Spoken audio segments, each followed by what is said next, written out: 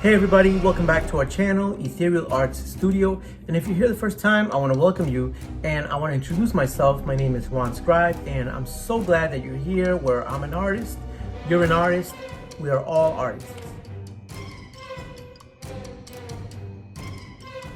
Today, I'm going to be sculpting to the excellent 1981 film, An American Werewolf in London, directed by John Landis. As you can see, I'm starting off with a sketch so that I can then base my model on the picture. The film doesn't have too much screen time for the actual werewolf. I use whatever scenes are in the film to base the picture on that. Once I have my sketch, then I proceed to take out my tools. I have some wires, some tools that I'm going to use for all the purposes. First of all, I'm going to make a skeleton, an armature for the model. I twist some of the wire to make the spinal cord.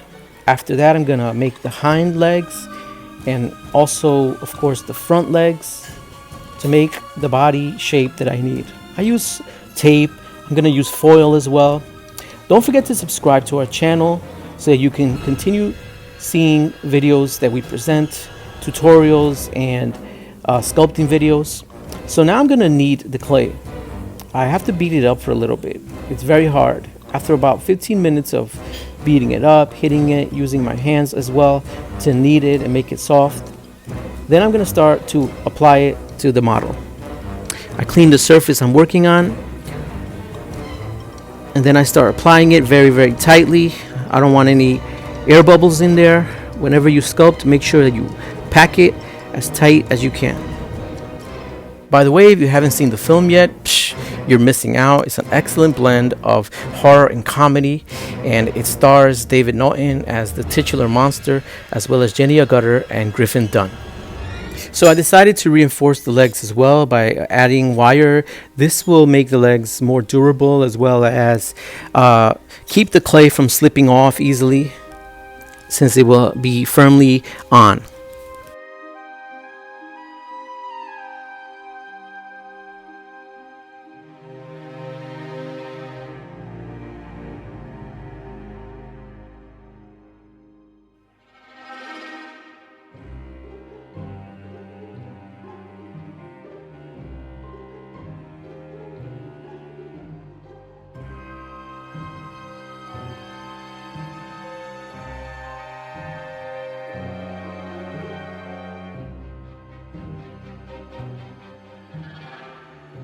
So after sculpting it as best as I could with my fingers, I finally then start using some tools to make the shapes, to make all the crevices that are there.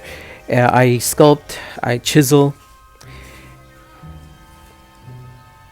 Now I'm gonna mark where I'm gonna make some holes, where I'm gonna screw on some screws to then mount the figure on.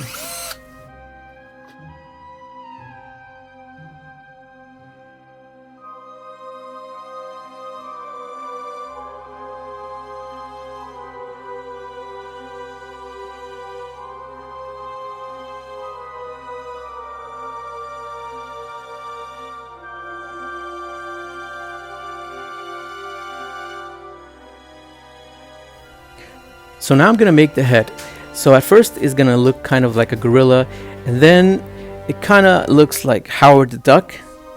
But then finally I start heading in the right direction by using all the tools to chisel and try to emulate the monstrous face in the film.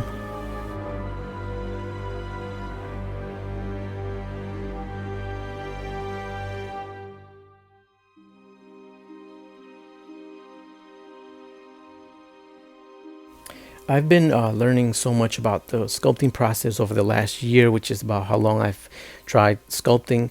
My first sculptures were by design, just misshapen, bumpy monsters, because I felt that, the textures and the, to make those creatures, seem like the film, like in the films, they were easier than to make something that was more, symmetrical, more beautiful. So I sure have come a long way now now I'm making this elegant monster, and I want to encourage you, if you are thinking about sculpting, it's a great, fantastic hobby to develop. So definitely go for it.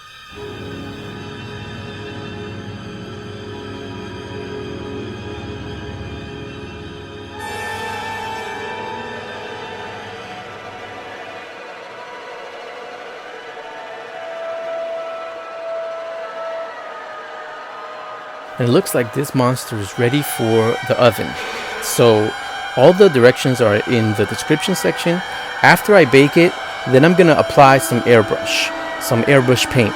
I feel that it's more natural looking, and I apply it because it looks more even too, in my opinion, than just taking a paintbrush and adding acrylic paint.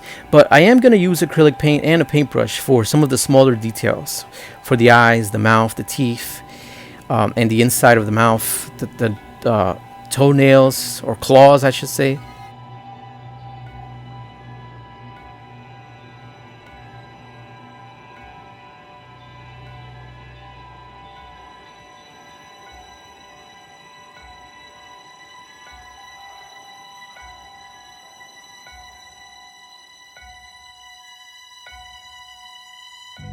Well, I'm almost there, almost at the end of creating this hallowed beast, and thank you for sticking in there with me.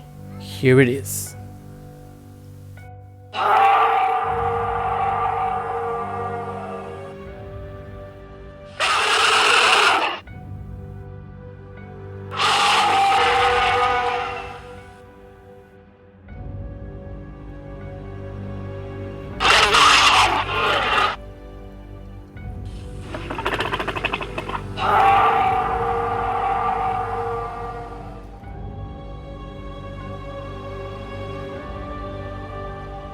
I want to thank you for watching the video, and I want to also remind you to subscribe to our channel, join our team, hit the notification button, visit etherealartsstudio.com. Also, visit our Etsy store where all our sculptures and paintings are available for purchase.